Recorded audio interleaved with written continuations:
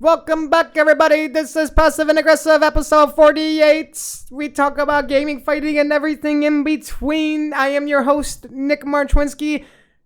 This is the co-host. Say your name. You're supposed to introduce me. Say your name. I am Dalton Johnson. I am the actual host of this show. That was an imitation trying to copy my rigmarole. I know it wasn't as good. Like he said, this is passive and aggressive. Better at it. I'm the passive one, Nick.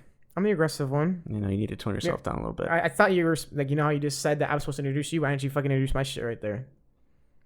Because you're fucking stupid? Neither here nor there. Damn This episode, we're talking a lot about our 4th of July weekends. I do some cool shit. Happy birthday, America. Nick floats down a river or something. Who knows? Almost died. We talk about some video games, update on Nick's Star Wars Galaxy Heroes shit. It's not going well. It's going great. It's not going well. It's going great. Talk about some Pokemon news, how fans literally hate the game, and I'm not going to buy it. Someone's going to be first in line. And what else? Dr. Disrespect. Drama show. Throw some disrespect on his name. UFC 239 recap. Oh, yeah. I do my hot takes on all the MMA news, the latest shit. What's his name getting kicked? John Lineker getting kicked off UFC, my opinion on it. Felder versus Edson Barboza, the MMA Awards, the press conference that just happened with all the upcoming pay-per-views. All the shit. So, enjoy. So, for the best. Okay. On behalf of all people with receding hairlines, I hope you read themselves. Moving on! That's why he's so sorry. I take it personally! Fuck him!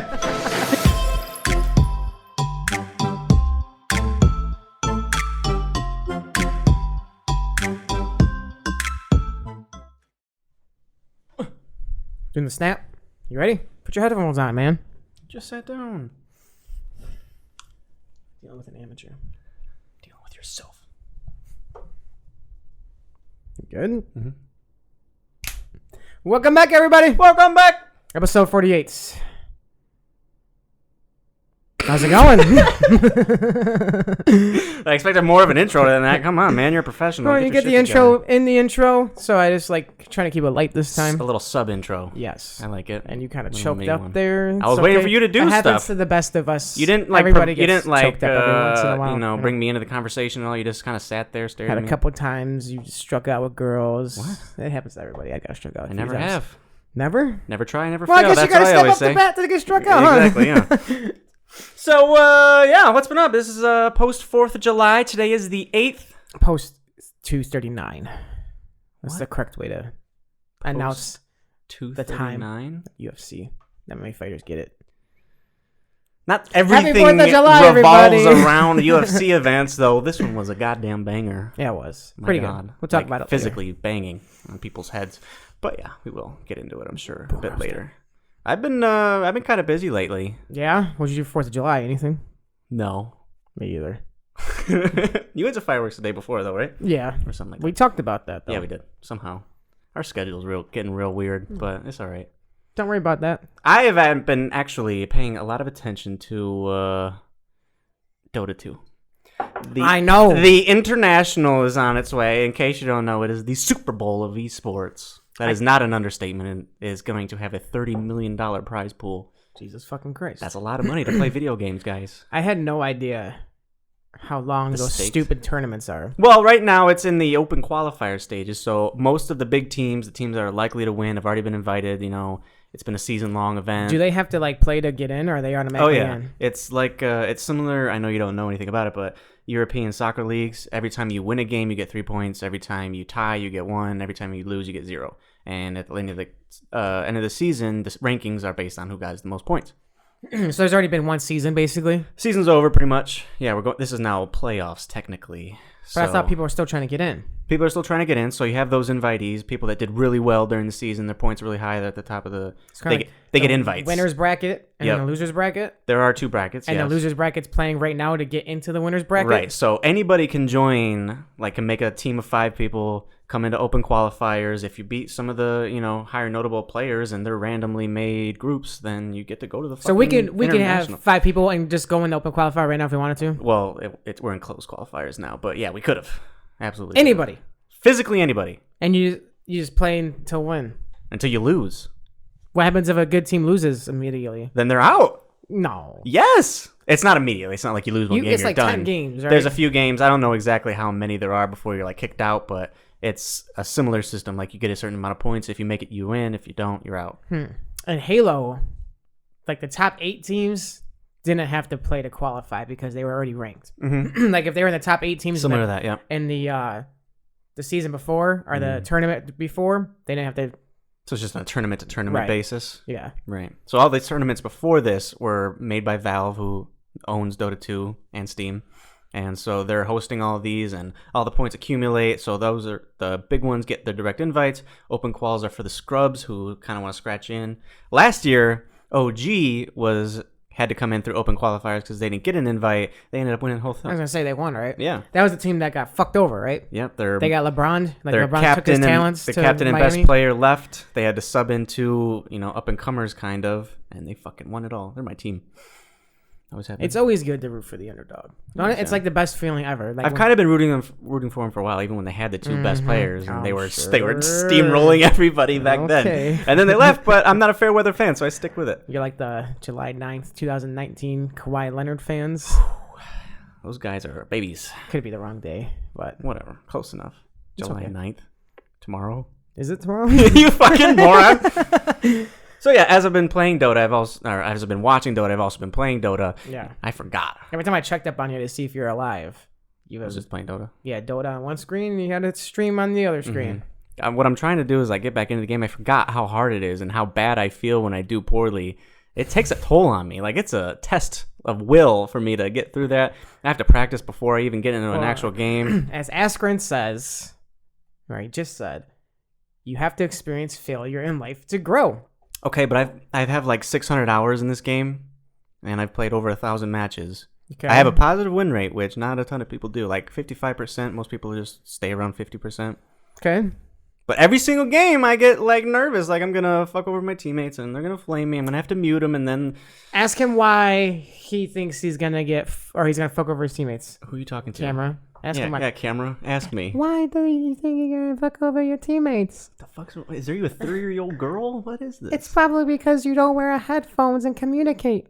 It's true. That right there is fucking over your teammates. Well, nothing. There's no excuse. There's an excuse. See, my headphones, my noise canceling wireless ones, they have their own microphone setting. And every time I try to use the microphone, the sound that comes in is goddamn asshole. It's the worst sound imaginable. It's like a robot. You can't fix that with your $800 headphones? No, it's not fixable. It's just the way the headphones are. They have a. So you bought. It sounds like a telephone. I bought it for the sound, not for the mic, because I thought I could just use. Well, use a different mic to communicate. It's not. Game. I do. I try to use our old podcast mics, and for some reason, the sound still comes in his ass. I was having that problem when we played Star Wars: The Old Republic. I feel like there's a way you could fix that. If there you really is. I turn off the wireless headphones. I get me some little earbuds and plug them in, and then use my mic. Turtle Beaches, son. They're OG. You were literally just using them. I said we were doing this during Star Wars: The Old Republic. You had the Turtle Beaches. I used them once in the past year. I tried using my normal things, and it was the worst. I couldn't understand what was happening in the Star Wars game, so I had to find an alternative. If you ever want to use my Turtle Beaches, I don't. All you gotta do is beg, and I might let you have them. I'm a nice guy. Yeah. Depending on the day, the mood. Very generous. Then you can communicate. Maybe you find some buddies on there. You develop a relationship with them. You get a fucking good chemistry with your team. You start playing a lot better. You never know. You get your fucking logic out of here. I don't want to hear it, all right? So, like I said, we've also been playing Star Wars: The Old Republic. In case you don't know, it's an MMO. Let's not played it once. Played it once. One time. I've been trying to get Nick into it for a long time because I know he's going to like it. He's watching Star Wars Rebels. The graphics are very similar, if you ask me. And then this is the MMO. It's 100% cinematic. All the quests are fully voiced. Yeah. Your character has its own specific story, and each class has its own specific story. You're an Imperial agent. Yeah. Which is apparently the best story. That's what I'm a bounty hunter. Well, in my defense, I haven't been able to play any video games on a computer because my computer was set up in the living room connected to the TV because we didn't have a computer desk yet when we moved. Yep. My computer desk got turned into a fucking... Jesus. Did you hear that, guys? He's eating a donut. I forget what it's called. A vanity. My girlfriend turned it into a fucking vanity. Yeah, it's a vanity upstairs. She took my big ass dresser has a mirror extension to it. She took the mirror extension off the dresser, connected it to my computer desk. So she has a vanity now. That's disrespectful. That's what I'm saying. But it's worth it because I got a dope ass computer desk now. Yeah, you got your dual screen action. You tried to go for a tri-screen action. You were big ambitious. enough for a tri-screen, and I can get a tri-screen. I just got to get the right cords. Yes. Yeah, it is always No. I think I just got to probably get a new monitor because the monitor that I have, it doesn't have an HDMI extension. If I had a monitor with HDMI extension, does it have a display port extension? Do you know? What is it's that? the one with the corner is not just on one side, rather as HDMI is beveled on two sides. I don't know. You'd have to look at it. I'm not worried about the monitor. Like I have cords that you can plug into the monitor. I just can't plug into the motherboard on my desktop. So I'm saying you probably have an HDMI slot and you probably have a display port. I have one spot that's open. No, Gucci for my monitor right now. Gucci, but it's not open. It's the Gucci. blue one, the blue with all the little holes, like DVID. Yeah, but both my monitors require that. And my old motherboard had that one and then the white one without you know. You guys can't see. You just fucking deep throated a donut. If I'm efficient. Or just a thought. You cannot eat on the podcast. Just a thought. Not an option. If I knew there was gonna be that kind of show, I'd grab my fucking insomnia cookies. Yeah, you had one before the show. Fuck you. I did. So good. I went rafting yesterday in Ann Arbor, Michigan. Not rafting, tubing. I gotta get that. I gotta fix You always that. call it rafting. I always call it rafting, and people think I'm like whitewater rafting, like a badass. But no, I'm just sitting in a tube, just floating, going down a river like 1 mile an hour. But like this literally time, a lazy river at water parks. It was. You've been tubing, even though you hate it. It's been significantly, like the water was significantly raised this year. Like Been a lot of rain. You know how? Fuck yeah, there has been. Ridiculous amount of rain. But you know how typically when we go, there's a couple spots we have to get out because the rocks are so shallow. There was you gotta like raise your ass, otherwise you're getting poked. Yeah, there's not one spot at all. That's pretty cool. Yeah, it was really nice. It was really, really nice. We were gonna go early as fuck because I wanted to get out there at like 10, be on the water by 11. It's about a 3-hour float. Get done by like 1, and then spend the rest of the day downtown Ann Arbor chilling. But it was cold. It was like 70 degrees until like it? Fuck yeah. And I was just like, fuck that, it's still too cold. And my sister canceled on us because her dumbass that day before when we were watching the fights slipped and fell outside. Still can't believe that. Smacked her back really, really hard. Down 3 stairs onto the concrete. She has a big ass bruise. That's rough. So she was like limping, and she texted us at like 9 in the morning. She goes, I can't move. I'm not going. And we're like, whatever, fuck you. So we were going to go, but then we realized, fuck, we only got one car. So we can't really do that because you need a car at the destination and a car at the beginning. Otherwise, you're walking a long, long way. Like 4 miles. And Not either that worth or Ubering, but I don't want to Uber when you're soaking wet. It's like, you know, it was like, fuck it. We'll just go raft a different day, and then we'll just go chill in Ann Arbor. So we were going to go chill in Ann Arbor, and then they were like, man, I wish we went. I'm like, well, we didn't go yet, motherfucker. So either put up or shut up. But you didn't say that then. Gotcha. And you're like, oh, yeah, we'll go. And it was cool. So you went a little later then. Yeah, we got in the water at like 2, got done by like 4:30 because there was more water, so it was moving faster. It was dope. My dumbass sister and her boyfriend decided they were geniuses to conserve their weed. They brought a pipe instead of joints. Doesn't make any sense. A pipe in the water. Yeah, in the middle of the water. It is a water bong. It's legal. It's technically. It's not a bong. It was a little pipe. Oh, gotcha. But still, I was picturing like a whole contraption. No, like, that'd be those fucking guys ridiculous. Dumb. But they also forgot lighters. It was really like rookie season for them. For real. Yeah, and they were both way too shy to ask people for lighters. They were not expecting to go, I guarantee. No, they definitely did, because Xena packed a shit ton of snacks. She made sandwiches. She cut up little celery and carrots and brought like a cooler of drinks and shit. We had like a ridiculous cooler. Like it was enough for like 15 people. And it was just 4 of us, and only 3 of us were drinking. You ate it all, didn't you? I mean, on the ride. I got checkers beforehand, though. So yeah, yesterday was my cheat day. But it was really, really dope. They were way too shy to ask for lighters, so I was asking people for lighters, and I finally found this guy who was just chilling. There's bridges that you kind of float under, and some of them have ladders down to where you can like crawl or climb down, and you're by the water, and you're like in the middle of like this little, just in the middle of the bridge. Like you can't walk anywhere once you're down there, so you're just down there being a weirdo if you're just coming from the bridge. And I bet you this guy has a lighter. I asked him. He's like, yeah. So like we up and got out of the fucking water, and like it was a pretty fast current. So like I was holding all the rafts, and I like lodged my foot under the rocks to stop it, and then they all the little potheads went scurried away. And I went to go smoke with this guy, and then I asked him like, Xena's boyfriend was like, oh, so you live out here? He's like, yeah, I got a hammock pretty much a little bit down that way. Sometimes I Ooh. sleep in my boss's car, things like that. Oh, this guy's like a little nomad. Like he's like one of those guys that just kind of just like drifts along, drifter, you know. But he seemed okay.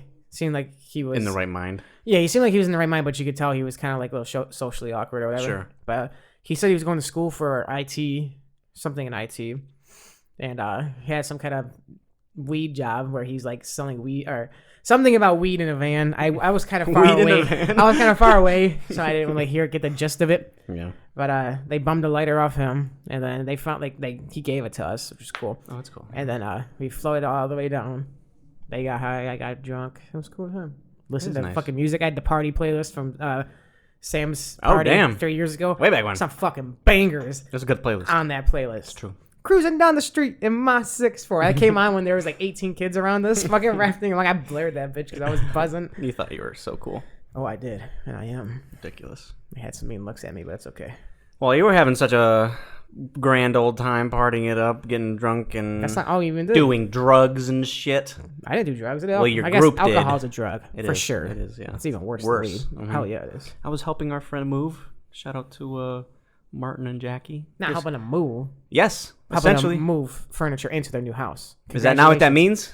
Well, when you say move, you're like moving shit from one house to another. Exactly what we did. I guess, but it's not like their house to another. So, Do they have shit in there yet? a little bit, you know. We moved a couple tables. Obviously, we got couches, 2 couches and a recliner, all on one tiny little trailer that Jackie's brother brought. AJ? Yeah. Did you see him? I did. That's cool. How's he doing? He's big. He's a tank.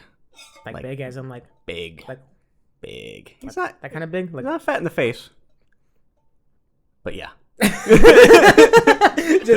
I like how you specify. He used to be a fucking college baseball pitcher. He was really good. He's a mini athlete. He is, yeah. And he was. hustles all the time. He works all the time. So it was definitely good to see him. And I think he was like a personal trainer or some shit. might be. No, he has like man, a I was a dog couple him. jobs. Yeah, good for him. Yeah, he's doing well. And it was nice to see him. Moved the shit. It was pretty easy, honestly. I was kind of worried because every time we've moved, He was a baby back bitch. I'm not a baby back bitch. That shit's just awful. You try to argue with me. You struggle just as much. You just don't complain. Because I'm not a baby back bitch. Last time we moved the couch with Dalton. That was not last time. Yeah, it was. Was it? Yeah, when you fucking dropped it on the fucking top of the stairway. I didn't drop it. I did not drop it. All right. It dropped me. It dropped you. Fucking The put a leverage big ass is- hole in the leather The couch. leverage like tossed me away, and I had no control over it. I don't know what you want me to do. It's like an 80-pound couch. It was like leveraged on the stairs, and then gravity just pulled it down. There's nothing I could do. What do you want me to pull it into a And guard position? We Jesus. also put a hole in the drywall. Yeah, that we never filled. We were like, we'll come back for it later. Fuck that. They got it out of our deductible. It's We're okay. doing it for like 12 hours or some shit, though. I Yeah, don't moving fucking it know is shit. definitely it's a good workout. Mhm. Because it's non-functional, so you're fucking not doing things in right form, and your back gets sore as fuck midway through, and then you got like halfway, like you finally unpack everything, and then you got to put it into the new house, Yeah. and it's very tiring. like a but you get it nonstop done in thing. one day, you're good, you know. Well, they are definitely not doing it one day. I This know, was they're probably a doing it few the smart pieces way. of furniture. Took Right. like 2 hours, 3 hours. But they Most didn't of it have was to like just driving. move out of their apartment because we had a lease that expired, Right. so we That's had to true. move out. We One had day. no choice. Yeah. But he still got his Grammys to live at. Yeah. So it was pleasant. We got some food at Bobcat Bonnie's. I'm not sure if you've ever been. Bobcat? Bobcat Bonnie's. I've been to Hopcat. I thought it was Hopcat. I was like, guys, have you been to Bobcat Bonnie's? They have the best Is it beer, Wine- in and they have Wyandotte? crack fries. It is in Wyandotte. I thought it was Hopcat, but it wasn't. It was Bobcat Bonnie's. Which Oh, you're the one that was like telling him to go absolutely, there? yeah. I made him go there because I thought it was Hopcat. I wanted some crack fries. I went there and it was You know they don't even call them Quickly crack in my- fries anymore because that's like fucking sensitive. yeah, of course. Fucking pussies. I did. I looked it up. Like I got to make sure this is the right place. And Jesus surely enough, it was Christ. not. I forget what they call them now. Some pussy fries or some shit. Pussy fries. Millennial Sounds fries. better to me. But no, Bobcat Bonnie's does have fantastic food, though. I had about the best sandwich, chicken avocado, had some nacho-themed tater tots. Oh my god, you and your nacho. They're tater called tots. tachos. It is the best. I saved some just so I could eat it later, so I could experience on multiple times. Like Napoleon Dynamite, bro. Just put them in your little. Napoleon, give me some of your tots. If someone said that to me, I would fucking kill him. Well, you just like kicked your fucking shorts. I would desecrate their grave. You have no idea. There's no ends to my love for tater tots. You ate pretty healthy last night than a nachos. I didn't. Yeah, it was okay. We went to some bar, kind of like right by the Blue Leprechaun in downtown Ann Arbor. I forget the name of the bar that we went to. got me a meat lover's pizza. To yourself? No, it was a 14-inch one. Like, me and Sam split it. She had like Two pieces. two slices. I had like 3. It was really nice. And then obviously we had insomnia because there's the best cookies on the planet. Can't pass it up if you're in there. Ann Arbor. If you're right there, you gotta get them. Exactly. Especially if you don't live. I used to live out in Ann Arbor, so I used to get them all the time. Right. And now that I'm out there, every once in a while, I'm like, I'll get it. I want to get a job out there, bro. I think that's where I'm gonna start looking. I just love it out there. Every time I go out there, I'm like, it's nice. I just like it. That's like a 30-minute commute for us, isn't it? Mm-hmm. So what? Be all right. Guess so. I drove 40 minutes when we were living over there way Right. back when. Not that big of a deal. So that's what we've been up to. I hear you want to hear some of your Star Wars Galaxy Heroes updates. Man, Heard you got the Millennium Falcon, you bro. see about that. About I'm just that. I'm just joking. It's been going good. Last week you were talking all this shit about how you're going to get the Millennium Falcon. It's going to propel you into the top 20. You're going to get Revan. It's going to propel you back out of the top 200. I can't, first of all, I can't even get like out of the top 280 with my Squad Arena team. That's because rough, I don't man. have any Revan. You know, I don't have Revans. light side or dark side. The light side Revan comes out in 2 days and 8 hours. Thank you very much. So I can't get them yet. Okay, So fair enough. next week I'll give you an update on my light side Revan, Story never ends. which I am preparing for. Like I have. You guys should know about the game by now. Yeah. I have like almost 40 Zetas, which is I have 2 Zetas on Revan as soon as I get them, and then I have like 27 mil saved up, so I'll be 85 immediately. I have a bunch of gear saved up, so I'm gonna probably get him the gear 10 relatively quick. I'm just hoping he don't need a shit ton of stun guns, but even if he does, that's okay because I got crystals saved up, and I don't need to like use them on any of my characters because they're pretty much all done. Right. I have 3 days, 2 days, and 8 hours to get my T3 from 75 to 100. And even then, the event goes for 6 days. Yeah, So so you I'm not have even gonna plenty of use time. crystals on it. I'm gonna save my crystals for His gear and shit. yeah. So Smarter. yeah, that will hopefully bring my Squad Arena in the top 200. That's pretty much what I'm shooting for initially. Once I get him maxed out to gear 12, and then once I get my Joe Leeds gear 12 because he's only gear 10. He's 1 away from gear 11 though. Then I'll start like pushing up to the top 100. My Millennium Falcon, on the other hand, I didn't set myself up that way with the supplies. It's a dumpy little piece of shit. For like the past month in my Squad Arena rewards, all I've been using them on is the ship, the gold ship tokens. I don't know what they're called, but because all the characters from Squad Arena that are relevant, I've gotten, so I don't need to use them on them. And that's like the only thing I can use it on. It's like a ship currency for your your main ship. I forget what it's called, like your Admiral Akbar, your capital ship. There you go. There we go. And I was getting all of them up. Like my Tarkin's capital ship is maxed. My Thrawn's capital ship is maxed. My Admiral Akbar's capital ship is maxed, other than the gear portion of that character. Right. Because when at the time he's like gear 7. So who the fuck cares about Admiral Akbar? Yeah, but I also got him the gear 11. He's 1 away from gear 12 already. That's fast. I know. Pretty easy farm, honestly. And then my Mace Windu is almost maxed too. But my dumbass should have been saving those instead of like getting up Mace Windu, basically. The other 3 are justifiable to get up. Sure. Mace, fucking stupid. I wish I saved them. Because if I did, my Admiral Akbar ship would be really, really good right now. And I'd have enough for my Millennium Falcon to be maxed out. Right. But I don't. So you don't have the resources to get it quite up where everyone else has theirs. correct. So I have the Millennium Falcon. And it's fun. But he's only 82 out of 85. All the other ones are 85. It makes him way better than mine. Yeah. So I'm ranked 21 right now. Nobody can beat me, but I can't get into the top 20 yet. Which is kind of Just stupid. knocking on the door. I am. Once I get it back up, I'm very confident I will get in the top confident, 20. you say. Easily. Top 10. Interesting. Okay. I got good chips, bro. And I'm like Anakin Skywalker in that fucking game. What does that mean? I'm good at flying. But you're only I'm 21st. force sensitive. I'm like the only human that can do that pod racing shit, son. You and the other 20 people ahead of you. Nope, those aren't even human. What? They're like Greedos and other fucking, Jedi people, Star Wars people. Nice, bro. Miscellaneous I characters. did hear about another human. I forget his name, but I was watching a YouTube video this morning. I was taking a shower for work. It was a guy who was a pilot for the Separatists who was so good at being a pilot. He killed guy? multiple Jedis. A guy? Mm-hmm. I forget his name. I thought the Separatists all had droids. No, they definitely didn't just have droids, dude. They had a shit ton of people. Count Dooku recruited him. He kind of sabotaged the Jedi, or the Galactic Republic, because the Separatists and, well, it was Count Dooku and Obi-Wan and Anakin were all invited to dinner at this guy's house. Okay. And they're trying to recruit him. All right. Because they were a neutral planet, but it turns out that that planet was secretly selling supplies to the Separatists. So the Galactic Republic was like, you can't just sell supplies to the Separatists and say that you're neutral, bro. So cheating. You got to come over to our side, or we're gonna have to put up a barricade. So Galactic Republic's kind of being dicks, you know. And they're like, no, like let's come, like pretty much like sell yourself to me. That's what the guys were saying. Yeah. And it turns out like Count Dooku was really, really good friends with them. So it was like impossible to sell yourself to him. So when they set the barricade up, Obi-Wan Kenobi was specific on don't let our troops kill any of their traitor ships or whatever. Right.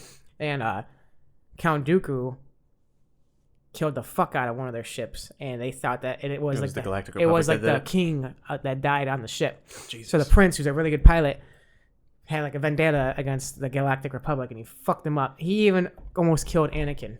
He shot Anakin down, and Anakin was like all bloodied and shit, and he left him there because he knew Anakin was defenseless.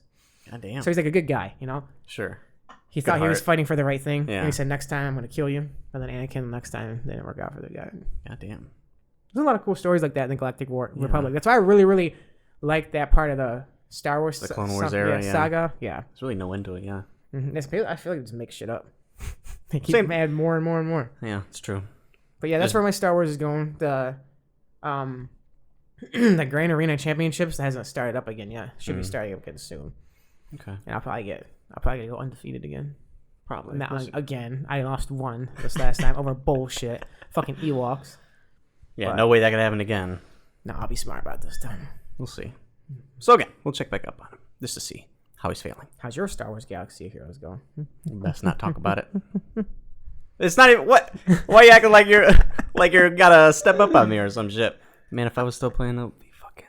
You would be nothing. Smoking you in the dirt. You wouldn't be nothing. What does that even mean? Because you quit for like 2 weeks. I know. That's why I said if I had stayed. You but since I'm restarting, use your account, though. Your account now might be even better. No, I physically can't go back to it. Why? Because it was only on my iPhone, which I have now replaced with the other one. There's no way to get back to it. I thought there was like a login for it. There is no login. No, it's like attached to your Game Center account, but I've attached my new one to my Game Center account. So the other one's still out there. I can still like use my ally or whatever. I'm still friends with myself. Who's your ally? Who's like your best player? Palpatine. It's pretty good. Garbage. Nope, pretty good. It's garbage. It's pretty good. Yours is like your max character, isn't it? No, he's like my third best. Yeah, whatever. Ray and Luke are higher. Yeah. Ray's my best. Technically, but she kind of sucks. You kind of sucks. So, that's your little trip down Star Wars nerddom. I'm going to keep us on the nerdy train. There's been a new trailer for Pokemon Sword and Shield. Actually, no idea. Actually, just released today. Oh, shit. It's about 2.5 minutes of pretty lackluster shit, to be honest. Is everybody still, like, fucking extremely pissed that they're not having all the Pokemon in it? Or they're not transferring the Pokemon? Yeah. That you work so hard for? There's fucking nerd. There's a lot to it, and I have quite a bit on it. But this trailer, it shows Gigantamaxing, which is like an increased version of Dynamaxing. It changes their appearance a little bit, though, as well. They couldn't think of anything different than that? That was it, yep. They showed a couple new Pokemon, which look nothing great. And they showed a couple of the gym leaders, which look pretty cool, I guess. But that was it. That was the trailer.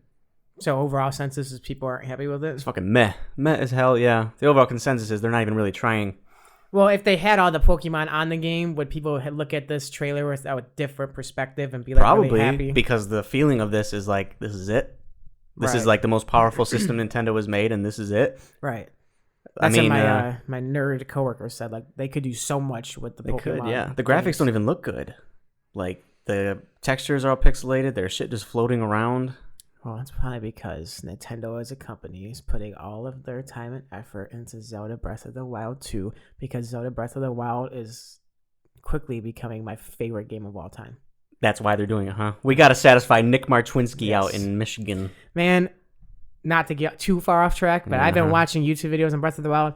There is so much you can do. So much. I'm not even fucking it's a massive game. Close to getting done. I'm like maybe 20% done with that fucking game. I know. I'm fucking happy.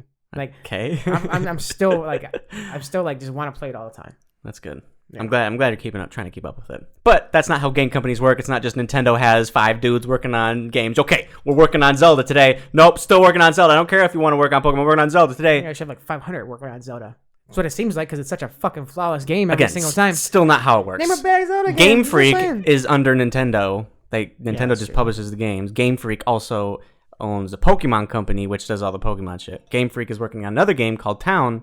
People are speculating that they're pulling resources from Pokemon into Town. I have some stats. That makes no sense. It does make sense because Pokemon Go has made 3 to 4 times the amount of money than the main Pokemon games have. But do they think this Town game is going to make more than their Pokemon games? Probably not, but they realize that the main, like, why focus on these main Pokemon games if they're getting you a straight up fraction of what Pokemon Go is just generating all the I time? would get that if they put more money into Pokemon Go opposed to other games. Which I mean, if you're they gonna still put, are. If you're The going to put money's your gone. resources into this Town game and not your cash cow that you know has been proven time and time again to be your huge moneymaker, it don't make sense to me. I think they just don't care about it that much anymore. I mean, they're just making more and more Pokemon like mobile games, like this Pokemon Quest, Pokemon Sleep, Masters, and then there's Pokemon Sleep? Yeah, so you like raise your Pokemon by sleeping. I think you told me about that. I have. It's like those apps that track your sleep. So if you're like waking up in the middle of the night, it'll let you know, that kind of shit. So it kind of encourages people to sleep, I guess. So if you have insomnia or something. Yeah, so what if you're fucked? Like you wake up. Well, it encourages you to do it. So I think it's supposed to be like helpful for those people. At least that's what some of the people that have those issues have said, that, oh, that sounds like a great idea. It'll really help me out. I'm like, okay, sure, I guess. Cool. But they've also announced Pokemon Home, fucking weird, which is the transfer program, so you can transfer from all the previous games, Pokemon Go, Pokemon Let's Go, and the new games. But caveat is you can only transfer the Pokemon that currently exist in that region, which is going to be like 1/8 of the total Pokemon. Aren't they doing So if that you want with Blastoise or something, fuck you. They're doing that with the Switch game as well, right? Yeah, that's where they're limiting it all. You can only catch Pokemon in the Galar region. Everyone else is fucked. That's so stupid. There's no national dex, which every single game has had. And the producer of Pokemon has made a statement to all the outrage because people are fucking livid. Straight up livid about this. He says, "We appreciate and share your passion, and this is a very difficult decision. Let me make one thing clear. Even if Pokemon is not available in Sword and Shield, it does not mean that it will not appear in future games." So there you go. Problem solved.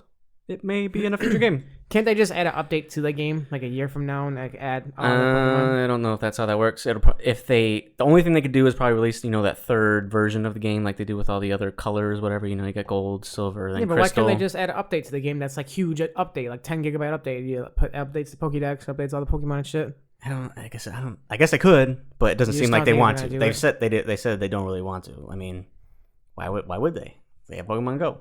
The only way they will is people will fucking don't buy the game, so don't buy the game. I honestly might not buy it. I doubt it. I bet you he does. Bet you. We'll see. I don't know. Still He's so gonna buy it. We'll see. I think it looks pretty meh at the moment. I'm not impressed whatsoever. The whole Dynamaxing, all the gimmicks. How does our friends feel? Do they know about it? Are they pissed? I told Martin about it, who's like our biggest Pokemon resident expert or what have you. Resident fucking nerd. Yeah. And he seems uninterested in there not being all the Pokemon. He just doesn't care. Like, I'm sure I'll like it. Whatever. Yeah. Yeah, if he buys it, you're buying it. I'm not going to buy it. I might not buy it. If he buys it, you're buying it. That's not how that works. No. That's what I'm betting on. I doubt it. We'll see. It looks mad at me. Bothers me a little bit that they just don't care about it. I don't know. Fucking Pokemon, man. Do it right. Breath of the Wild 2, baby. That's all I care about. It's in development. Fuck yeah. I'm not going to see it till like 2021 or some shit. I'll probably be 90% done with Breath of the Wild 1 by then. Doubt it. Maybe 50%. Shit. Probably. There's so much shit on that game, dude. Like, so much. I don't want to get into it. We'll stop getting into it then. You keep bringing it up. There's like a royal fucking horse. Why are you still doing it? I don't understand. Shut the fuck up. Also, in gaming news, do you know who Dr. Disrespect is? Other than what you briefly told me, no. I want to see what this guy looks like. Yeah, look him up. I want to see what this dude. His name is Guy Beam. He hosts a Twitch channel where he plays shooter games and whatnot. Think of your ninjas and whatnot. Under this persona he's created called Dr. Disrespect. He wears sunglasses, has a big-ass mustache. He's like a WWE identity, and he's the self-proclaimed bad boy of Twitch. He's just an asshole to people, essentially. But is he good at it? I kind of like him. Good at the game? I honestly haven't watched it myself. No, is he good at like talking shit? He has to be, right? I don't know. Again, I haven't watched him or heard any of his clips. From what I've heard of other people that have watched him, they think he's funny, but I guess he cost us some lines. And during E3, You gotta be controversial nowadays to get views. true. During E3, That's why we don't. he and his camera crew hopped into a public bathroom at the event and just recorded as he went to a stall.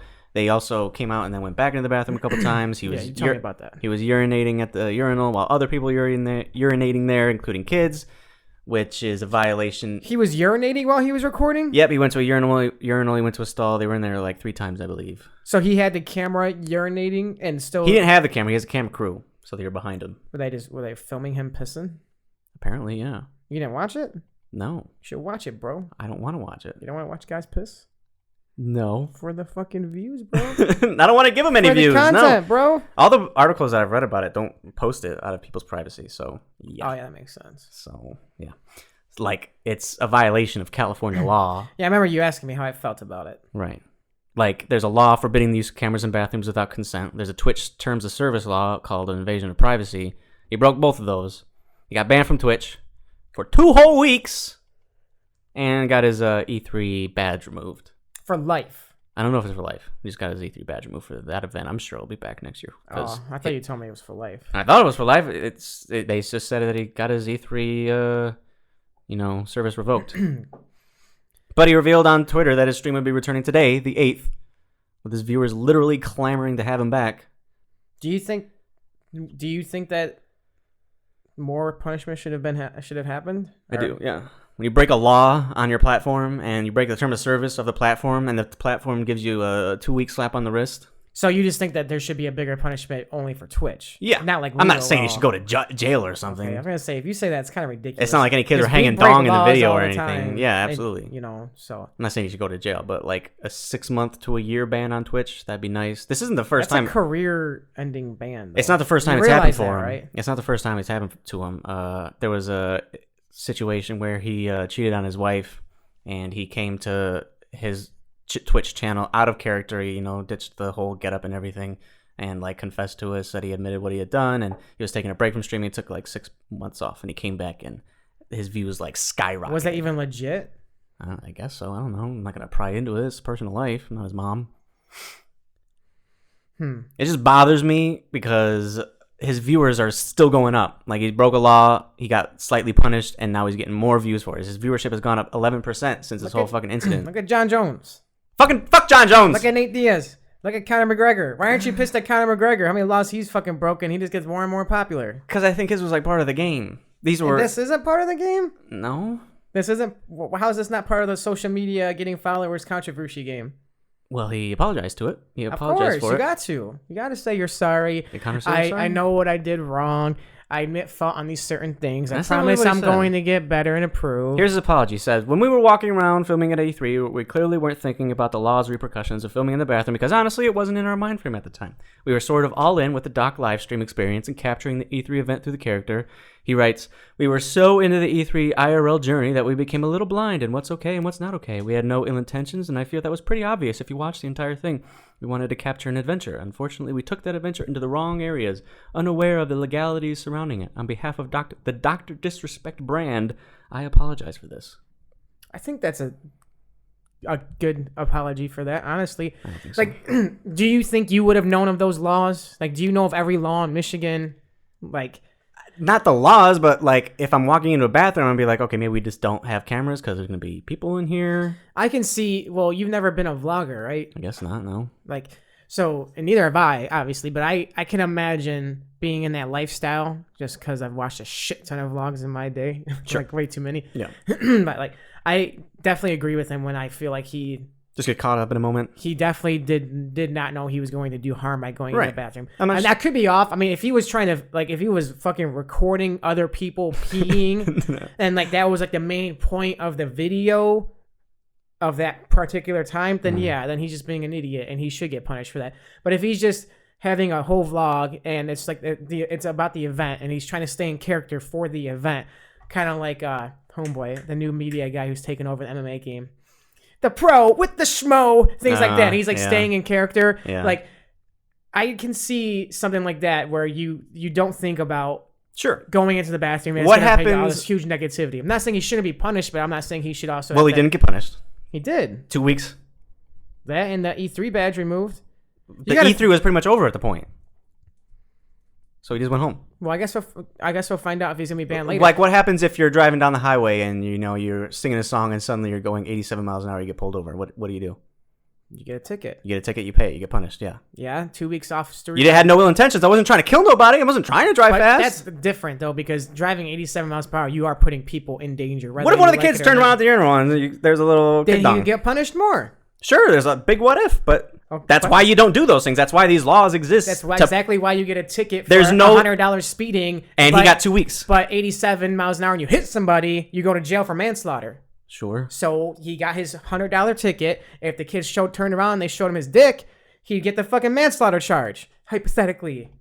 Right? I don't think so. Because what's to stop this kind of behavior? You don't think he'd get a further punishment if there was a fucking little piece obviously he would get a further punishment. Why would I say that he would not do that? That doesn't make sense. I don't know. You're like, I don't think so. I'm like, what do you mean? Like, I don't think that would warrant him not getting punished now. Just because that didn't happen. I think he did get punished. You're just not okay with the punishment. I think it should be a bigger punishment. Yeah, sure. I'm sure there's a lot of people that think you should get your license removed if you're going 17 over on the highway. Shit ton of people. Because technically, if you are going 15 over or 20 over, you should get a suspended license. True. All right. Whether you're happy with the apology or not, there are plenty of people who are. He went back to Twitter almost immediately after and started taking shots at reporters who were just reporting on the incident. Mostly guys that clickbait. Not even that. Like, he's never done this kind of thing before, but he's just talking shit to like Jason Schreier at Kotaku and Nathan Grayson. He says Kotaku's growth is spiraling down faster than Jason Schreier's hairline. Funny. Sounds like he's just salty about it. It's probably because people are gaining a bunch of views. They're not like talking shit about him. They're just literally doing their jobs.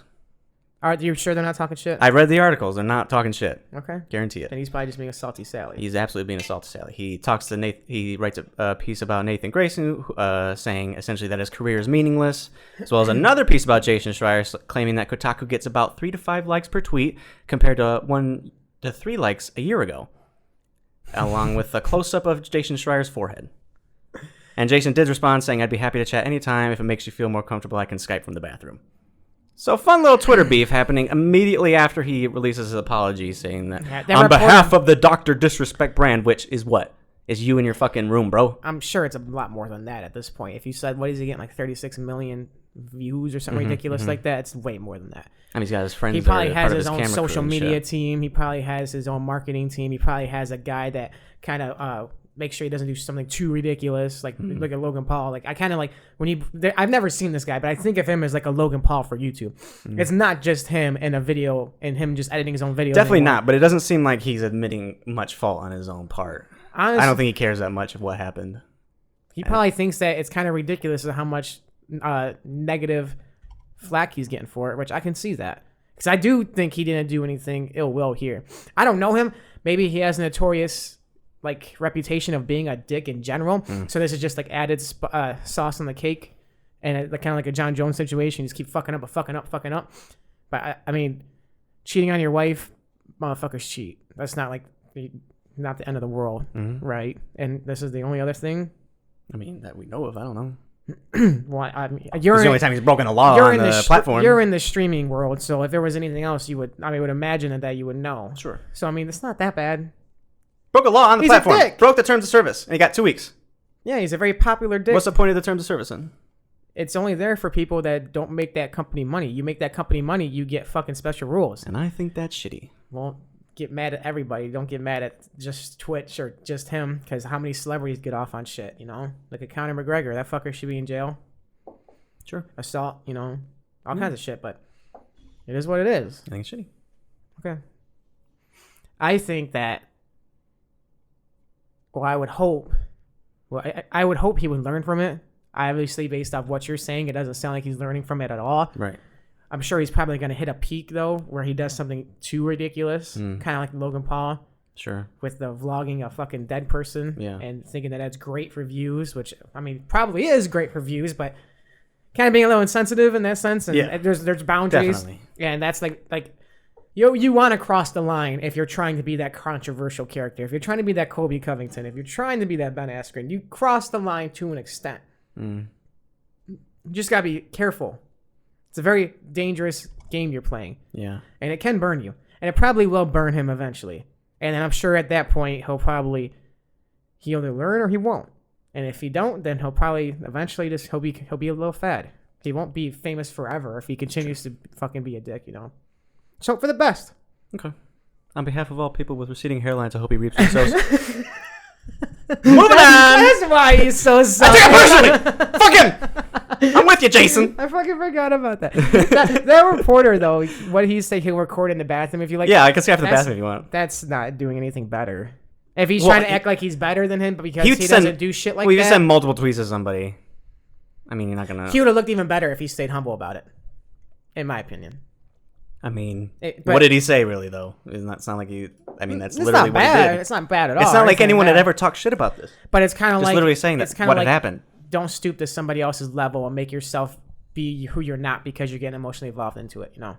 But like his was like a personal insult, whereas Jason Schreier's just talking about what happened. Ah, neither here nor there. That's not a thing. He's recording now. The Twitch drama show. It's whatever. I don't like him. You're following, bro. I don't. I watched the stream briefly just to see if he was online. I was like, God, I'm giving him a view. This is shitty. I feel shitty just doing this, and I exited out immediately. Yeah, but he was playing. I think it was PUBG. I don't know. Not a fan. I think your hate is not. It's not worth it. I'll say that. It's not. Yeah. I think it's worth discussing though. Yeah, it's worth discussing, but don't get like fucking emotionally. Like I'm not emotional about it. Like I'm talked about my receding hairline. I hope it no. burns in hell. It was a clear joke. But yeah, go fuck him. Sports, bro. Sports. NBA is still on fire. He rose. Shit hasn't stopped. Seriously? He rose. Are you serious? They finally announced it. You can't keep doing this to me. Formally, get my jersey. I didn't see what number he is though. I'm gonna look that up real quick. You're a moron. You can talk about that. Just like last week, I try to start talking about important shit. Kawhi actually making his decision, and you just start Derrick Rose, blah blah blah, mediocre point guard, woo! Kawhi Leonard has decided to go to the Los Angeles Clippers, and he convinced the management somehow to make a trade for Paul George, selling away their future. So he is 25. Mm-hmm. So they have to talk to him ahead of time when they're making that little Photoshop thing. Like, hey, Rose, what number you want to be? For sure. I gotta whip up a Photoshop. I see a fucking jersey on sale for $30. That's it. They're that cheap. From a China place, though? E-Crate-ter, whatever. E-Crate? Yeah. I think it's a China place. Fuck it. Be wary. $30. Be wary of the China places for jerseys. They'll come back and it'll be like the wrong color blue. It'll say rose on it. It take like 2 months to ship and shit like that, too. Yeah, that too. But I mean, by the time the season starts, you'll have it, right? Get it right now and be happy. But yeah, PG's going with Kawhi. It's pretty crazy. I don't think anybody saw that coming. I did not see that coming. Like, literally, I never heard no peep of it. Like, no peep of it. Right. The last thing I heard about any interaction between Kawhi and Paul George is Kawhi straight up owning him in the post. Rich, I guess you got to give OKC credit for and the Clippers credit for because they are professional organizations where they are not going to leak out information to put pressure on their players like the Lakers did. Like Kawhi's whole Golden State does. Kawhi's whole free agent fiasco, quote unquote, is probably the best way it's been handled in a long fiasco, time. Right. That's why I put air quotes for you audio listeners. Yeah, no one watching our fucking videos, whatever. Yeah. Do you think people in Toronto are going to be salty about it? I don't think so. I don't think so either. You got him a champ. Yeah. You have to be happy. Yeah. Like he signed 1 year, or he didn't sign 1 year deal, but he was there for 1 year with you. Everybody knew he was going to leave after that. Yeah. As soon as he got traded there, there was some hopes that he would stay after he won, right? And that's all it was. I'm sure he had a very hard time deciding. Like I read a bunch of people, media people saying he's soul searching and things like that, but who knows what Maybe he was just waiting on Paul George's answer. True. Yeah. I am happy he went to the Clippers instead of the Lakers, though. Oh, absolutely. Because there's not one fucking team in the NBA right now that you can say is going to win. The dominant super team, yeah. Yeah, it's going to win the next title. There's not. This is like the first time in like 5 years or something. Probably longer than that, though. Because of with LeBron? Miami, How crazy is that? It's nice. Like, who is it? Like, there's like... You haven't even like been an NBA fan in this kind of time. I know. That's why I'm excited. Like, in the West, you got the Lakers. Yeah. Because AD and LeBron. You got Clippers, Kawhi, Patrick Beverly, Paul George, and their whole team's pretty good. Yep. Golden State still, I don't care. I think Clay come back. If Clay comes back in mid-year and he comes back in good form, as long as they're in the playoffs, they will go far with Steph and Clay and Draymond. Don't forget about Draymond and what's his name? D'Angelo Russell. Yes. Fuck that. I was trying to push that outside of my brain. That trade didn't happen for all I know. So is that the main three-headed horse in the West? I'm sure we're sleeping on some Trailblazers. Denver, maybe. Denver. Oh yeah, Blazers with fucking Hassan Whiteside now. Yeah, it's a lot. It's awesome. Definitely not the Thunder. Yeah, I heard that they're trying to trade Russ, and I don't blame them.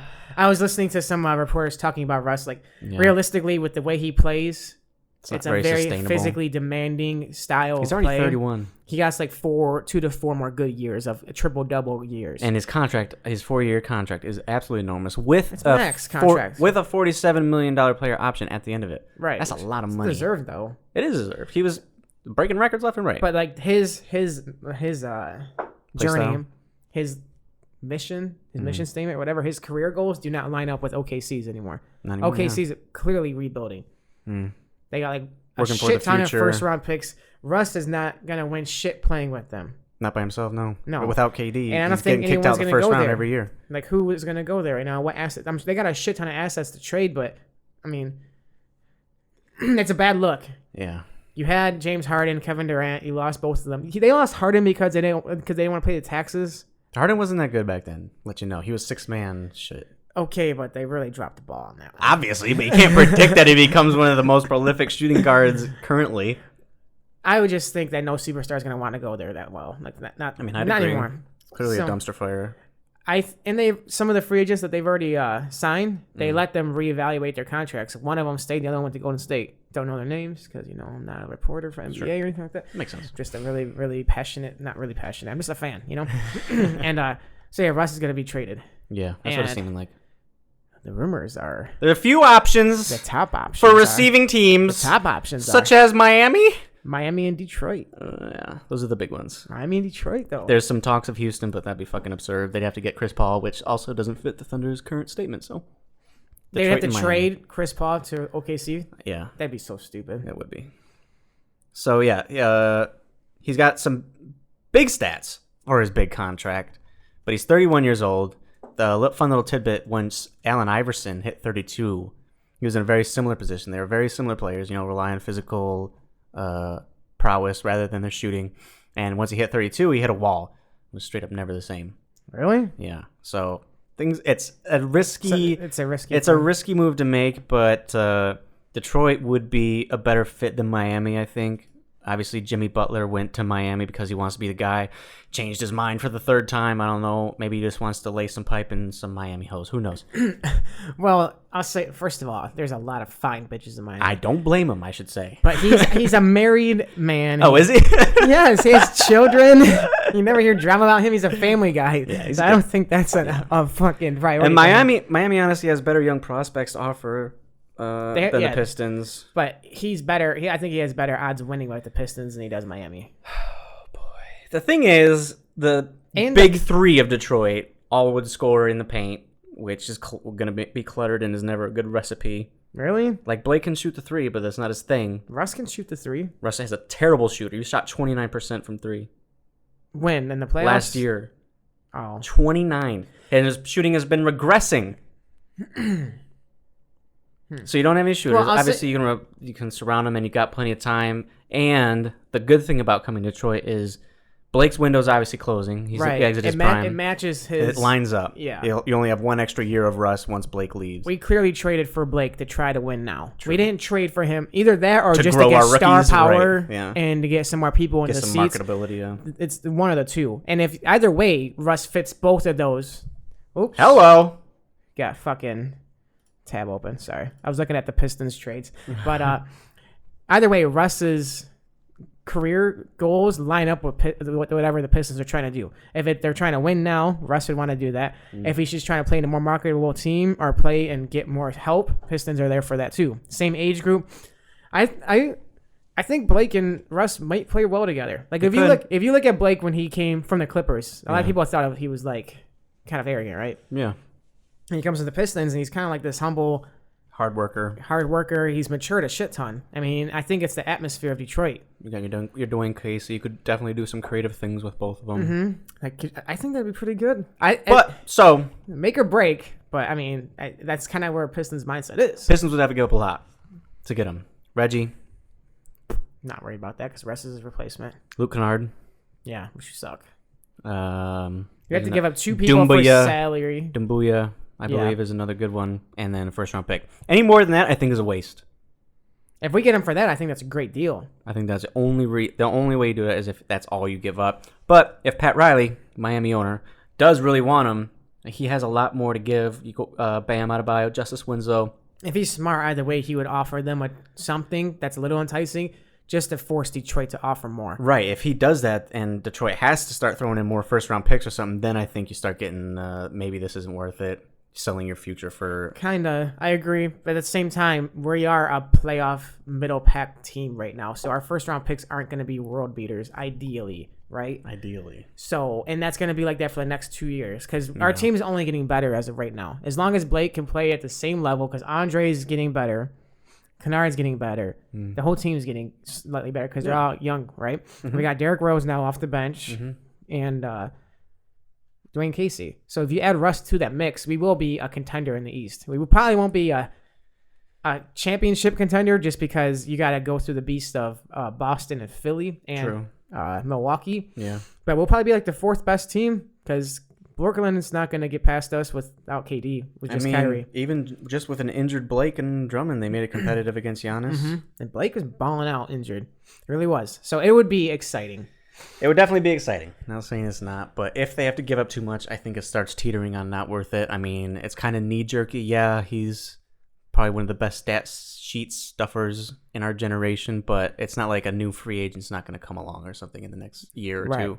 And a lot of teams that sign free agents already, you can't trade those players for 6 months. Yeah. So like teams like the Knicks or other teams that probably would have tried to get Russ that don't have the salary cap anymore are kind of fucked. Right. So that was something that I heard about Golden State and D'Angelo Russell because they're like, why the fuck would they get him? Maybe they'll just trade him later for some assets once Clay gets back and they know what the hell they need. That's probably what they're going to do. They said that that's not what they're going to do. And there are contractual issues stopping them from doing that, actually. So similar thing to that. They're going to do something. I have to figure it out. Yeah. Because Draymond Green's contract's up next year, and they're not going to leave. I'd be disappointed in them if they didn't re-sign Draymond. Draymond deserves to stay there. You've been talking about loyalty quite a bit. There's lately like no in loyalty the NBA. in the NBA. Yeah. It really isn't. It's kind of sad. It is. Like NHL, there's so much loyalty. Well, there's just so much more money in it, I guess. It's a bigger business for sure. And I guess there's no loyalty for the players. It's a very selfish game. Say that. Yeah. But I mean, it's exciting. People like it. So. I mean, here we are. Russ coming to Detroit. Next podcast episode. You heard I don't know if it would be that quick. It would be interesting. Can't lie. All right. Want to hear some MMA news real quick? God, I'm worried. Last week, you dragged me through the mud. I'm going to drag you a little bit through the mud. Only really quick because quick I want to talk a lot about UFC 239. The recap. I'm done. So, first thing, little MMA hot takes. Hot takes? John Lineker was released from the UFC. Oh, shit. I don't know if you knew that. You probably knew. I read your notes. You fucking... You got mad at me for not doing it last week. Pick one. I'm on Dr. Disrespect's side with your fucking receding hairline. What does that have to do with anything? Fucking reading my shit. Every time you read something, you're going to lose a piece of hair about that. What? John Lineker, released. Right? He's 12-4 in the UFC since 2012. Good record. He is in the bantamweight division, and he is one of the only fighters in that division that has legit knockout power. Sounds like a very marketable guy. He is, yeah. He wants to fight. He wants to fight often. Even about a week before he was released, he tweeted saying, UFC, either fight me or get me fights or release me. So it's like he wants to fight. There's no reason why you should, like, Yair Rodriguez's ass. Bar him, yeah. It's not like he's not. Right. Hasn't established himself. That's the good side. The bad side is he has missed weight a record 5 times in the UFC. Yikes. Once at bantamweight, 4 times at flyweight. So he missed weight 4 times in flyweight and multiple number 1 contender fights. So he put himself out of championship contention because even if he won those fights, which he did win some of them, you're not gonna get a title shot after missing weight. It's just how that goes. It's a very big deal. Especially multiple times. And then after the 4th one, they forced him to go to bantamweight, and then he missed weight again in bantamweight. He's very unprofessional. Just Fair say enough, that. Yeah. On top of that, what the fuck was that? We got ghosts. On top of that, after he made that tweet about getting a fight, he was immediately assigned a short notice fight against Rob Font. And he backed out of that fight because of weight cut issues. Well, at least he didn't miss weight. It was a facial. This was what makes sense to me. This was a facial laceration from weight cutting. Don't make sense to me at all. It can't be right. I don't know. Maybe he fucking cut his face somehow. while weight cutting, like in the sauna, or I don't know, working out hard. I don't know, fucking know. But, Doesn't make any sense. Yeah. So, in my opinion, I think the cutting it's justifiable. If you look at a lot of other fighters, they've been cut for less. Rumble was cut in the UFC from missing weight 3 times at the welterweight. Damn. And he's Rumble. Yeah. Fuck yeah. He's way more marketable than John Lineker. Yeah. He's also somebody who he's consistently caught out, or he's been forced out of fights because of injuries or weight cuts or whatever.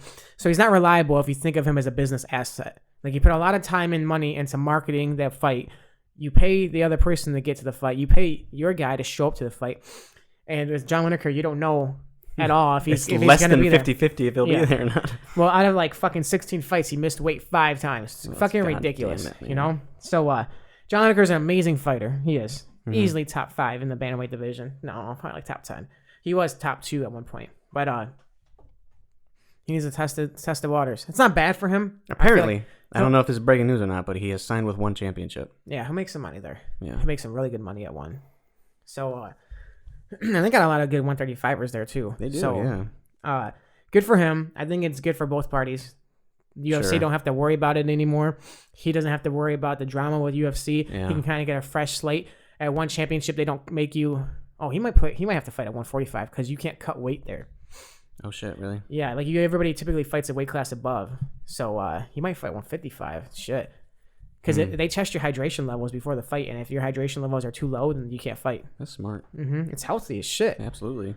But yeah, so that's John Lineker. Dana White also recently said, like yesterday, because they interviewed him about John Lineker, and he just said that the UFC matchmakers said he was just a headache, always having issues, and there's just nothing much you can do about that. Yeah. So I think a lot of people were trying to like boo the UFC for that, like, can't believe you released him, but this one I kind of agree with. Get what you get. Yeah. Another thing, UFC fight night, or not fight night, the UFC National Fight Week media day that they usually have with a bunch of people. All the they had fighters come in, Yeah. Nothing crazy happened. I just want to recap it. So the main parties involved, DC Stipe, because they're fighting in August. Poirier, Max Holloway. Poirier, Khabib Nurmagomedov is fighting in October or August? One of the two.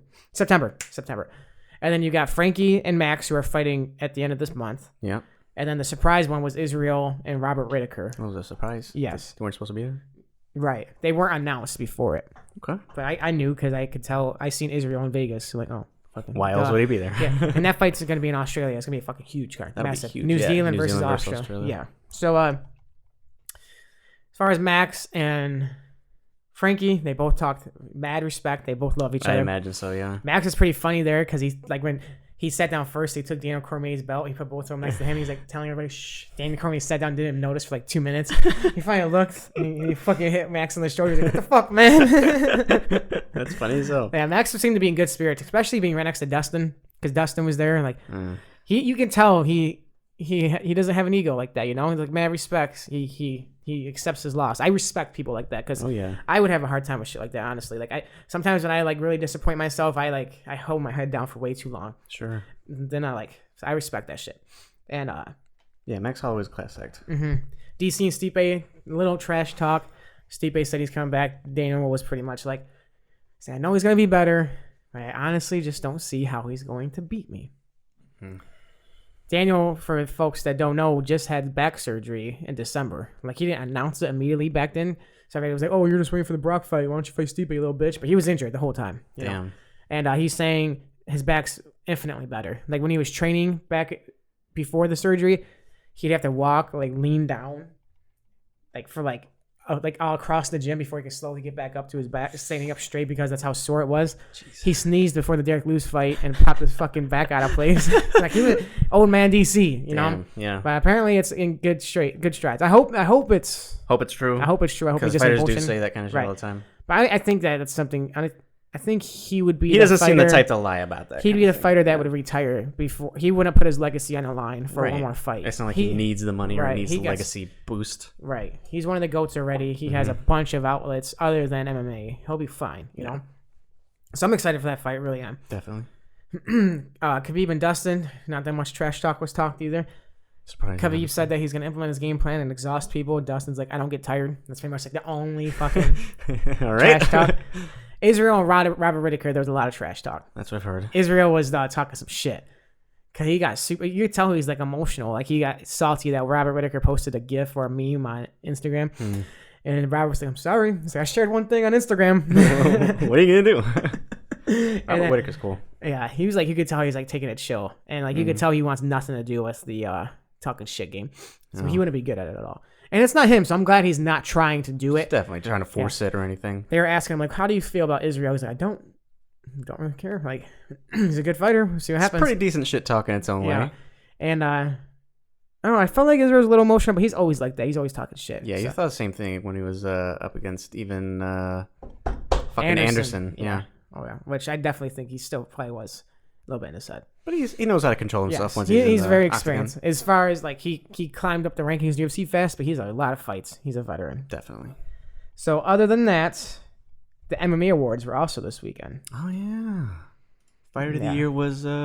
DC Cormier. Well deserved. Absolutely well deserved. So he's getting all the boons now. Fucking Detail, Fighter of the Year. He deserves it, man. He fucking does.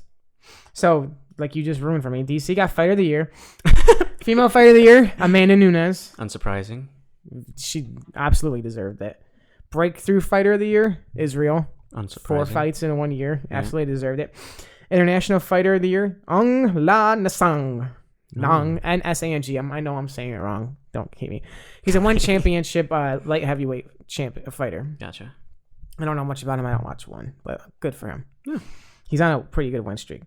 Fight of the Year, El Kukui versus Pettis, which I was like, looking at these other options, Whittaker versus Romero 2, I thought way better. Santos versus Manoa, that was a war.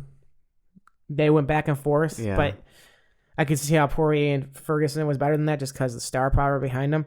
Lima versus Roy McDonald, that was a really good fight. It was close. Great. Poirier versus Gaethje, amazing. I would have given it to Whittaker and Yoel Romero. But Ferguson and Pettis, you can't complain. I guess so. It was exciting. Knockout of the Year, Nunes Cyborg, obviously. Nothing better than that. They had Yair Rodriguez versus Chad Sung Jung, crazy knockout, but it's not against Cyborg, the undefeated monster for 10 years, you know? True.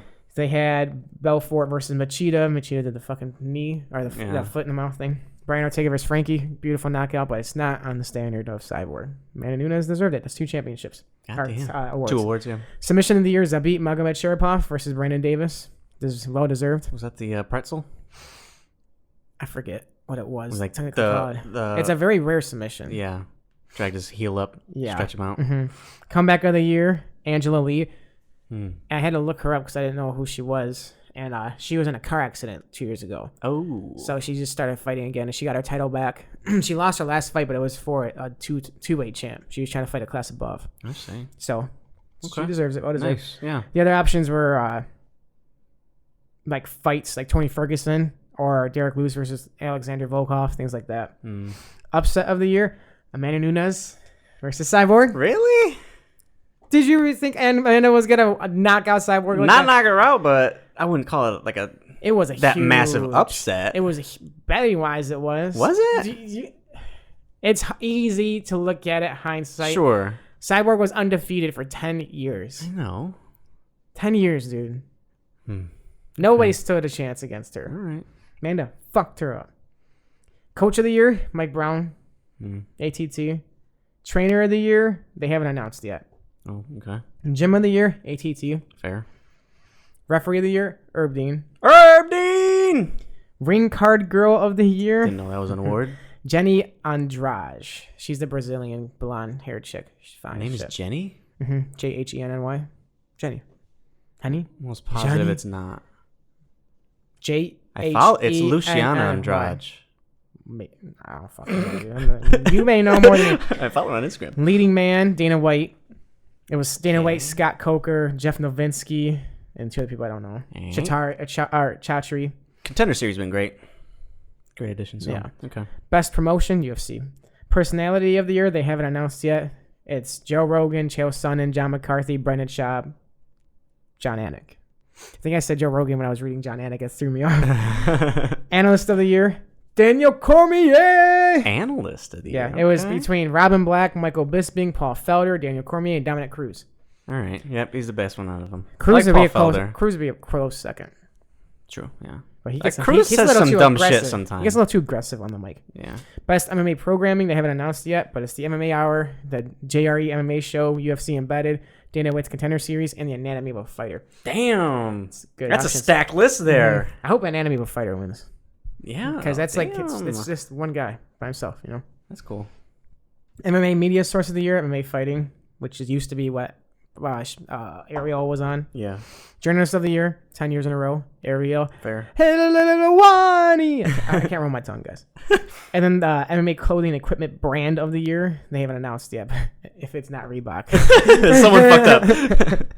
Daniel Cormier. So yeah, that's the World Awards. I think I'm happy for Amanda Nunes and Daniel Cormier for most importantly. They both deserve their shit. That's cool. Yeah. So on to one more thing. Paul Felder versus Edson Barboza 2 has been announced. It was announced yesterday during the fights. Saturday. We missed it. Oh. It's the co-main event in the Dubai card in September. Oh. Yeah. That'll be a good one. Mm-hmm. Fuck yeah, it will be. Their first fight was fireworks. Yeah. So we get to see two lightweight fights back to back, which they probably did the co-main event there with lightweights just in case of Dustin or Khabib pull out. But at the same time, they need to put fucking Ferguson on that card as a backup. 100%.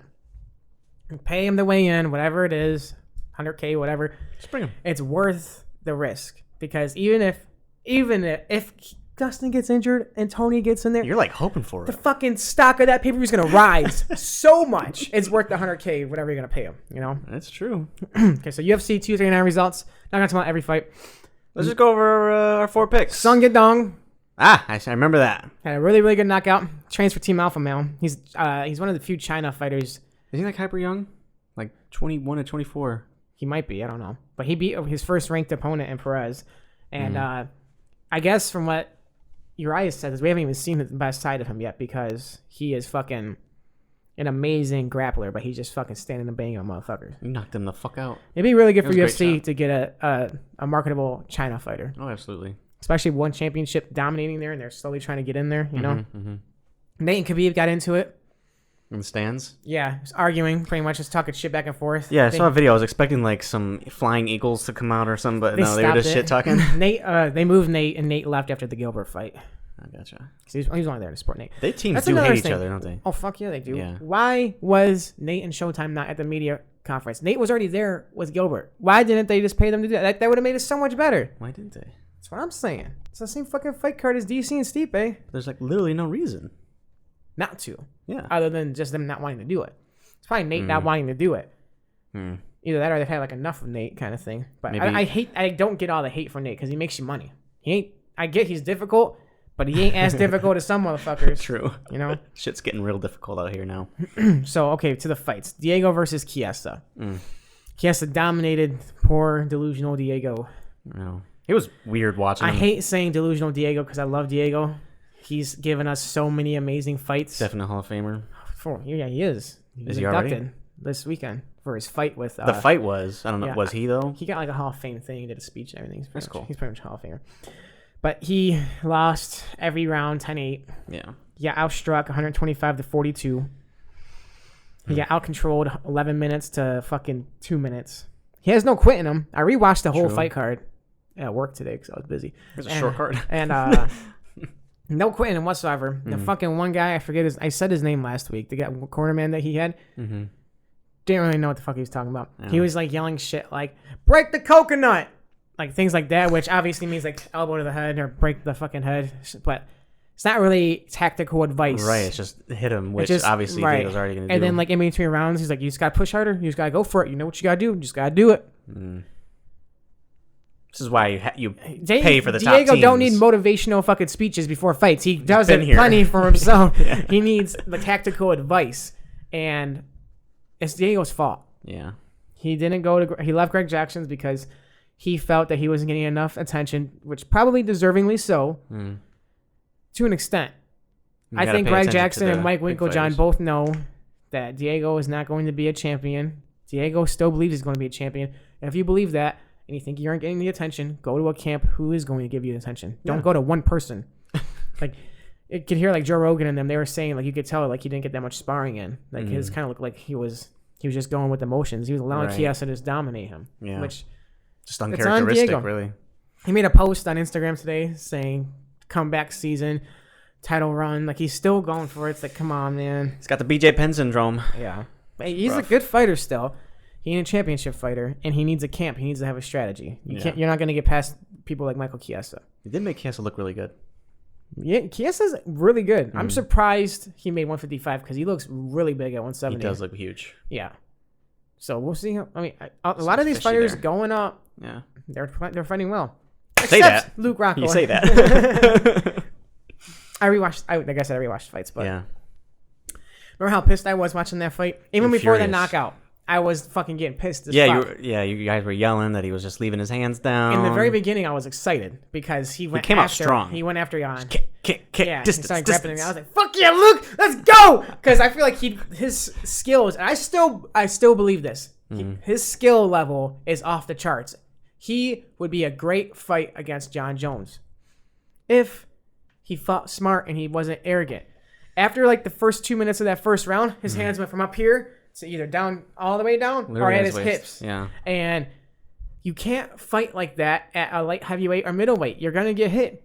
And he did. He was dominating the first round up until the end.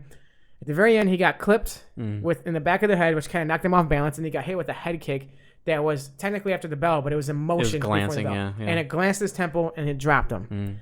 And you could tell that bothered him, because right in the beginning of the second round, he fucking bum rushed Jan. Yeah. And started the grappling, and whenever he got hit, he went to go in for like a brawl. Like, he got pissed, he got hit, and he's like, oh, fuck this, I'm going to fuck him up, because in his head, like what George did with Matt Serra when he lost the first time.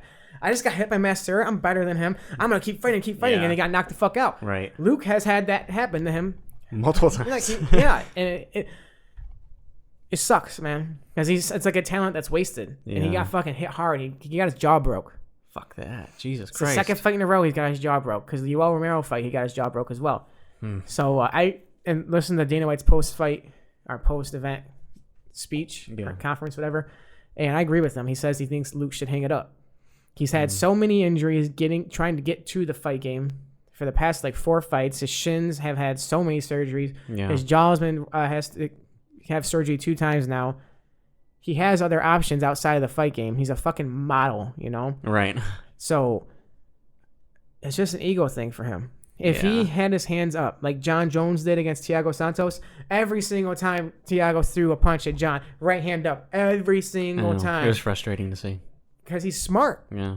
If Luke fought like that, he would be a champion. He really would. He's too arrogant. It's shitty. So, yeah. That was the first shot that we were doing the shots at that point. Right. So, I was 0-1. And then I was like, all right, here comes Askren. He's going to get me my 1-1. And then the fucking... Ended real quick.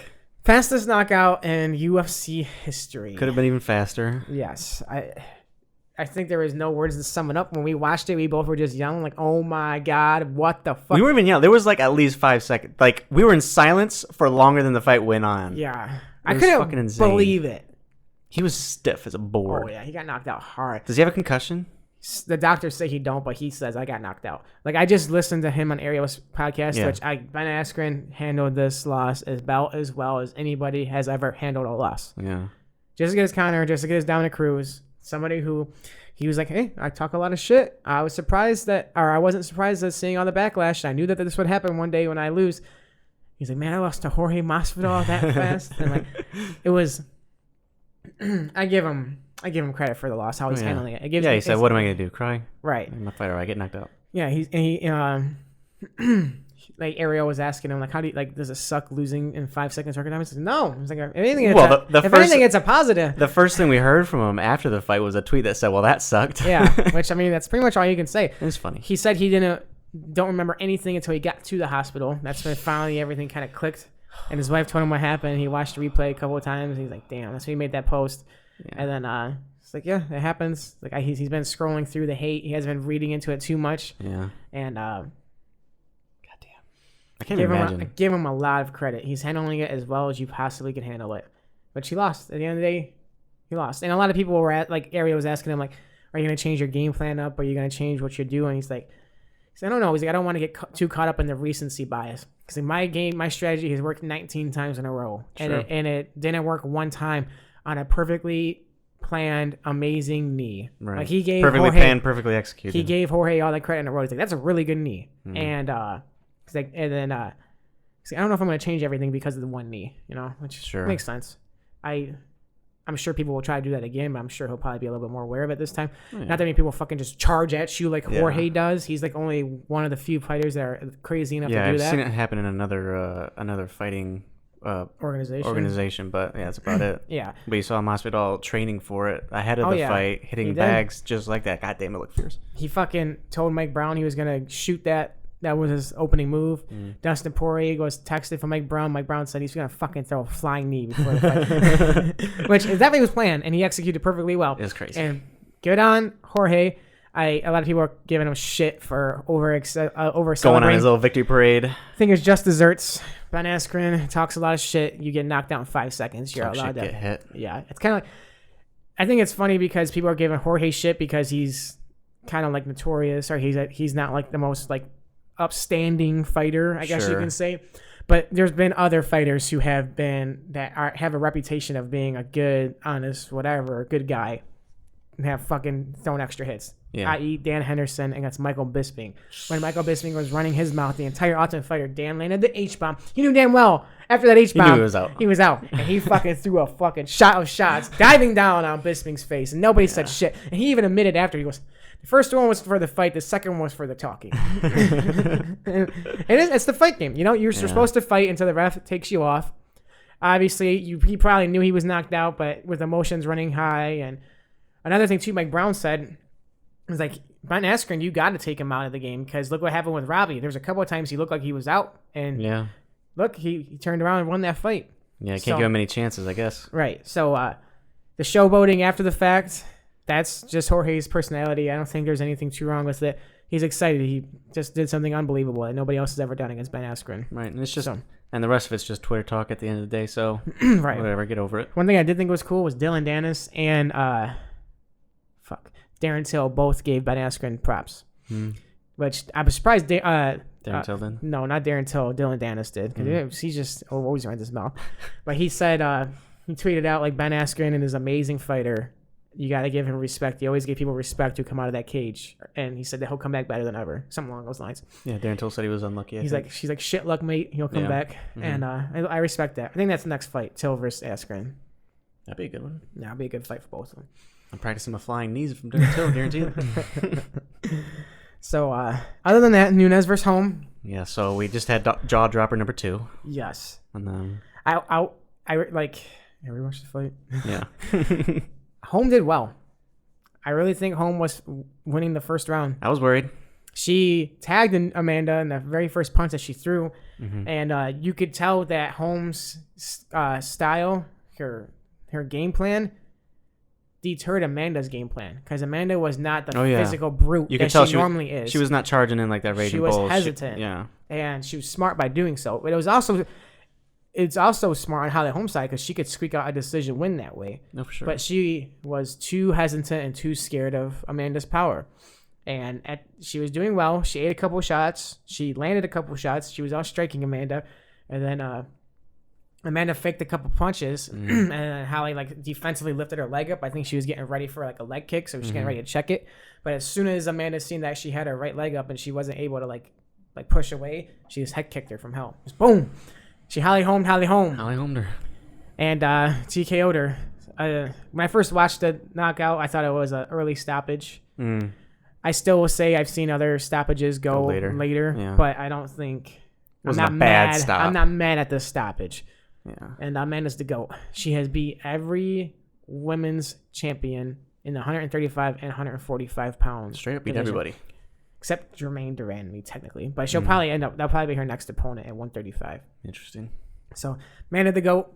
She's like the fucking, I don't even know, Anderson Silva of the women. Makes sense. Brazilian. Yeah. Happy for her. She deserves all the star power in the world. She should be more star driven. She's the only gay champion ever that's openly gay. She got a great personality. She's learning English more. She's a fucking sweetheart. Fucking awesome. I love her. Kind of hurt watching my girl get fucking knocked out, but at least it was to Amanda. Sure. I think Holly should probably retire too. Probably. She's had so many title chances. She's not a bad fighter. It's just you've been doing it for so long. You're not getting a title. You could easily do other things. Yeah. I shouldn't say you're not getting a title. She could get a title. It'd just be like ridiculously long time from now. Yeah. She's had too many title fights too soon. She's had her try, so. Yeah. Not at all a bad career.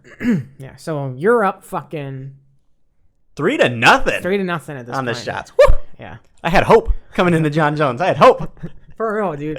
I was hoping for you too. I was like, bro, if Thiago wins, like I'll be happy or whatever. I'll get a clean sweep. Yeah. But that fight was an amazing fight. We watched it drunk. I was drunk at the time. You probably weren't. I was a little tipsy. You're baked. You were drunk. True. I was drunk. I was 3 shots in, tipsy, drunk, and I was not paying attention as well as I should have. I rewatched it and I was watching like completely 100% attention into it. Yeah. And that fight was close. It was probably the closest fight in John Jones' career, other Really? than the Gustafsson fight. I heard Dana White say that anyone that scored it for Thiago is an idiot. I don't necessarily agree with that. I don't either. The first round, Thiago outstruck Jones by like double. Mm-hmm. He was landing powerful shots. He backed Jones up. Second round, he fucking buckled his knee. Yeah, just landed weird on a He kick. still outstruck John in the Do you second know round. like the damage to his knee? Yeah. ACL, PCL, MCL, meniscus, Mm-hmm. all of it. And he fought like an animal. He kept didn't throwing care. that into exactly. me too. Fuck, crazy. Yeah. So, first of all, Thiago's toughness is off the charts. Mm-hmm.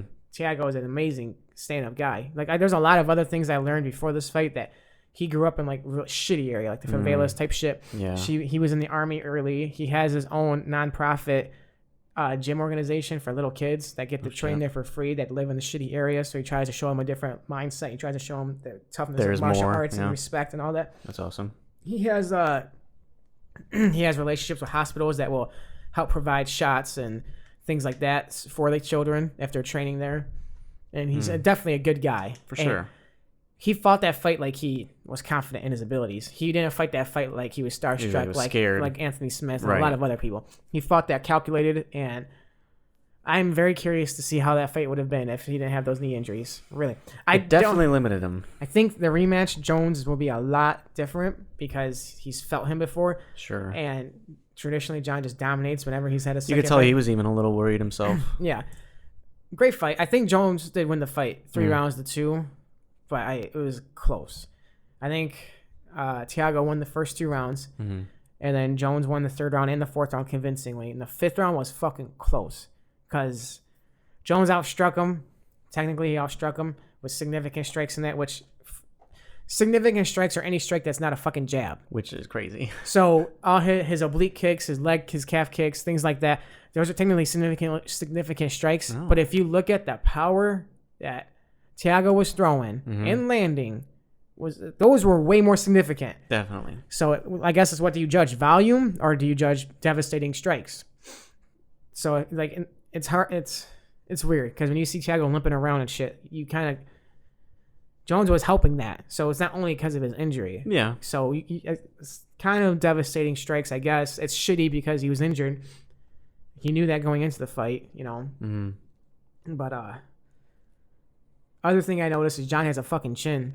He ate does, a yeah. lot of shots, and a lot of them he probably seen. He had his hand up, so he absorbed a lot of head kicks and shit. But they still. John's a fighter. Yeah. John's fucking goat. Yeah, can't discount it too much. Can't just say, Yeah. John Jones, yeah, he gets the benefit of the doubt, whatever. So overall, amazing fight card. Fuck the stupid fans that were booing. You can't have every fucking fight. Oh, there are people booing? First round, yeah, dude. The 4th and 5th round, people were booing hardcore. How do you boo at that card? Because you get drunk and stupid. That's the only thing I can think of. Amazing fight card. Thiago, I feel like his stock rose dramatically. Oh, for sure. Masvidal's stock rose. Ben Askren's stock rose because of how he handled it. Jones. Amanda's stock rose. Chiesa kind of. I mean, he beat Diego. It's not like the greatest accomplishment in the world. That's what it is. Who else? There was one other fight. Gilbert lost, which sucks, but he wasn't fighting no slouch. Yeah. So overall, amazing fight card. So good. We already got, that was one fight pay-per-view this month. We got another one, Max Holloway versus Frankie in Toronto. And then, the good card. Stipe Cormier! Nate Diaz-Perez! It's going down, baby. That'll be a big one for sure. Yeah. Should make an event out of that or something. Yeah, we can do pre-picks like the day before for that one. Yeah. So, hope y'all enjoy. We're out in this motherfucker. Yep. If you want to skip more of our shit, make sure you subscribe and tell all your friends about the podcast. Let them know there's some excellent MMA knowledge, some excellent nerdiness going on here. You can check us out on Spotify or iTunes, I believe. Are we on SoundCloud still, bro? Yeah, we're not. SoundCloud. We're on SoundCloud, so make sure you check out our SoundCloud. You can go to our website, pnacast.com. If you want to hear anything about like Breath of the Wild, no, man, it's stop. like 2 years old. Fucking bring it. I love it, bro. I'll play the shit out of it. If you want to hear about it, I'll tell you everything I'm doing. Just saying. Ridiculous. Don't hate, bro. I'm hating. Don't be like Dr. Disrespect. What? Don't be just that fucking hater just cuz. Don't talk shit about my 2 views a month, okay? Okay? Don't do it. It makes yourself look worse. I know it does. I'm dragging myself down. Check out our Instagram and shit. And Peace out. until next time.